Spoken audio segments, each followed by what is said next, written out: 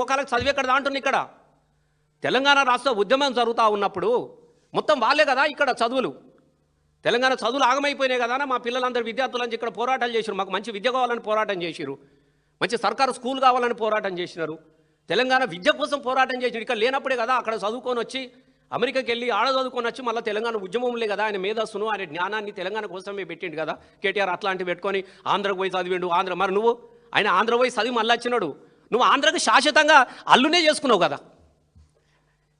అదే నీ విచిత్రం కూడా చదివేత్తనే నీకు నొప్పి పెడితే మరి నీ అల్లుడేవాలే నాకు చెప్పు. ఇలా నీ భీమవరంకి నీది ఎక్కడ చెప్పు. నీ బిడ్డనే భీమవరంలోకి ఇచ్చినావు. నీ వియ్యాంకుడు భీమవరం, నీ సంబంధాలు భీమవరం, నీ వ్యాపారాలు అన్నీ ఆంధ్రలోతోనే కదా. అంతెందుకు నీ గురువు గడ్డం బాబు ఆంధ్ర బాబు. నువ్వు అదే పార్టీలో పనిచేసినావు కదా. ఆంధ్రోళ్ళతో కలిసి పనిచేసినావు. ఆంధ్రోలో బూట్లు మోసినవు. ఆంధ్రోళ్ళకు సేవకునిగా పనిచేసినావు. ఆంధ్రోలో ముంగట బండ్ల మింగట ఉరికినవు. నువ్వు మాట్లాడవచ్చునా ఆంధ్ర అని ఉరకొచ్చునా. పొద్దున్న లేస్తే మరి నీ వ్యవహారం ఎవరితో నడుస్తూ ఉన్నది. అది మాట్లాడడం పద్ధతి కాదు. రేవంత్ రెడ్డి గారు ముఖ్యమంత్రి గారు మీరు ఇంత చిల్లరగా ఇంత నీచంగా ఇంత చిన్నగా మీరు ఆలోచించద్దు. మరి మొన్నెందుకు పోయినావు మొన్న పోయినావు కదా.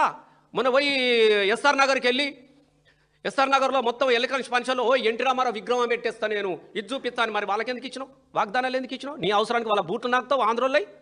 ఇలా ఆంధ్రలో కేటీఆర్ చదువుకుంటానగానే నొప్పి వస్తున్నాయి నీకు. ఏలనగా మాట్లాడుతూ ఉంటావు. మరి ఇదే మాట జూబ్లీ హిల్స్లో ఎందుకు మాట్లాడాలి? ఆంధ్రలో ఓట్లద్దు మాకు ఆంధ్రలతో ఇదే వద్దని చెప్పేసి ఎందుకు మాట్లాడాలి?